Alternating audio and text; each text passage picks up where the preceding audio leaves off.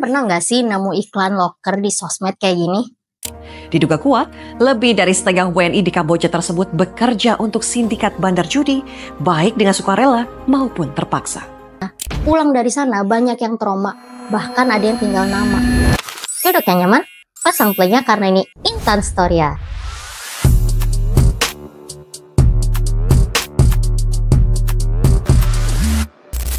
Jangan lupa subscribe ya. Halo warga Storia, makasih udah klik video ini. Kalian pernah nggak sih nemu iklan loker di sosmed kayak gini? Tawaran kayak gini tuh sering banget muncul di TikTok, Facebook, bahkan di WA grup keluarga. Tapi pertanyaannya, ini beneran kerja? Atau ternyata kerjaan yang masuk dunia gelap? Malam ini kita akan kupas tuntas tentang kerjaan jadi admin di Kamboja yang katanya gajinya gede banget, dapat fasilitas lengkap. Tapi nyatanya, pulang dari sana banyak yang trauma, bahkan ada yang tinggal nama. Fenomena kematian para pekerja migran Indonesia dalam 1 bulan terakhir ini ibarat puncak gunung es di lautan yang menunjukkan betapa berbahayanya lingkungan kerja di Kamboja. Oke, kita mulai dari pertanyaan simpel. Emangnya boleh buka usaha judol di Kamboja? Jawabannya nggak sesimpel itu. Secara hukum, judol di Kamboja itu ilegal, tapi pemerintahannya itu kasih kelonggaran, asalkan yang main orang-orang asing. Jadi situs-situs ini tetap beroperasi, bahkan tumbuh makin gila. Tahun 1995, ada nih perusahaan dari Malaysia yang bernama Ariston yang mulai membangun kasino di Phnom Penh. Lalu disusul oleh investor Cina yang masuk besar-besaran, khususnya ke kota Sihanoukville. Dan kota ini sekarang dikenal sebagai markas besar industri judol. Pemerintahan Kamboja sih udah coba untuk melarang. Tapi pas pandemi datang dan perekonomian ambruk, akhirnya dilepas tuh larangan itu. Nah, mereka itu membutuhkan pemasukan. Dan judi jadi jalan pintas untuk pemasukan negara. Faktanya, pada tahun 2024, pajak dari judi itu naik sampai 85% dibandingkan tahun sebelumnya. Tapi rakyat Kamboja sendiri nggak boleh main.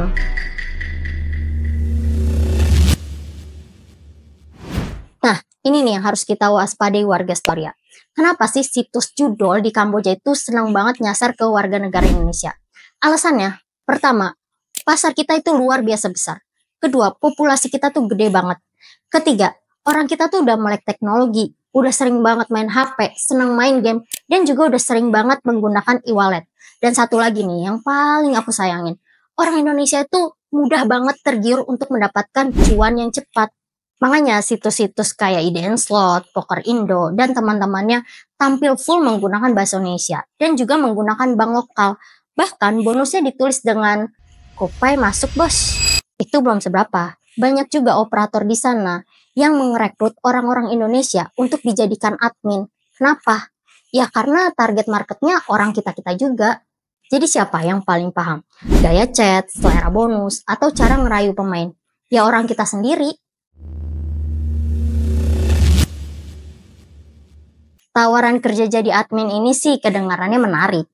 Kerja jadi admin sosmed, kerja cuma 8 jam sehari, dapat makan, tinggal di apartemen, gaji minimal 8 juta. Tapi kenyataannya, begitu sampai di Kamboja, banyak dari mereka yang nggak dikasih tahu pekerjaan mereka sebenarnya itu adalah sebagai operator situs judol. Mereka disuruh ngajak orang Indonesia untuk main, bahkan juga menarik dana mereka dari member yang kalah. Ada yang awalnya dijanjikan kerja bagian promosi, tapi nyatanya malah disuruh kerja paksa selama 14 jam. Dan ada juga yang pasportnya disita, dikurung di dalam gedung, dan kalau mereka ingin keluar, mereka harus nebus kontrak ratusan juta. Ya kayak penalti gitulah. Dan yang bikin makin miris, banyak dari mereka itu yang gak bisa pulang. Kasus ini bukan isapan jempol belaka. Pada tahun 2023 sampai 2024, ratusan WNI ini diselamatkan dari sindikat perdagangan manusia yang beroperasi di balik nama loker luar negeri. Dan mereka ini diselundupkan lewat Malaysia atau Thailand, lalu masuk ke Kamboja melalui jalur darat.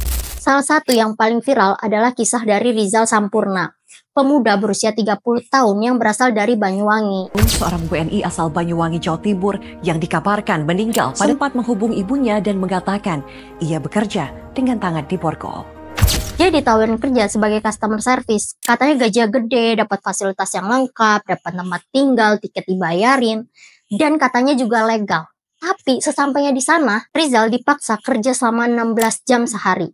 Dan setiap harinya, dia juga harus memancing orang-orang Indonesia untuk buat akun atau top up. Dan apabila si Rizal ini nggak mencapai target, siap-siap aja. Dia bakal dipukul, ditampar, atau dikurung di ruangan yang sempit. Hal tersebut diceritakan oleh Rizal kepada teman dekatnya yang bernama Anis Zulkarnain.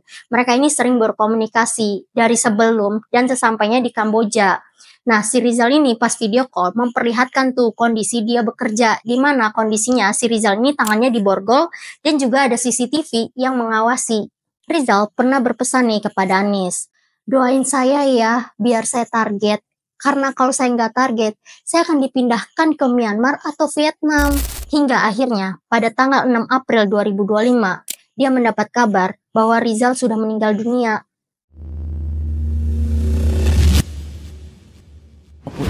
Diduga kuat, lebih dari setengah WNI di Kamboja tersebut bekerja untuk sindikat bandar judi, baik dengan sukarela maupun terpaksa.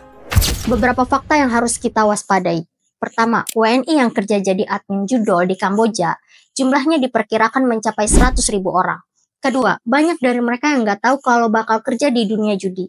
Yang ketiga, ada yang setelah habis kontrak, mereka nggak bisa pulang, dan akhirnya mereka memutuskan untuk buka warung pecel lele di Kamboja. Terus, terakhir, di kota Sihanoukville ini, kamu bakal nemu tempat karaoke lagu dangdut, bakso Malang, dan juga tukang pangkas rambut yang semuanya menggunakan bahasa Indonesia.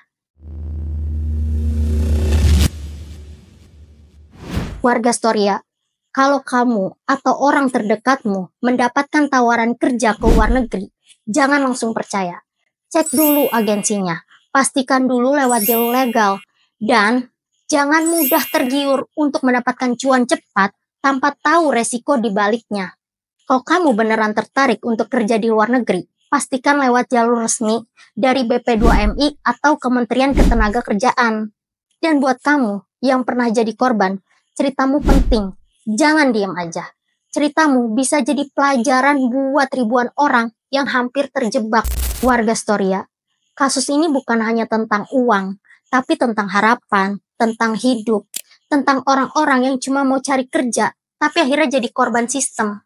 Semoga cerita ini dapat menjadi pengingat kita semua. Gak semua yang kelihatan gampang itu aman.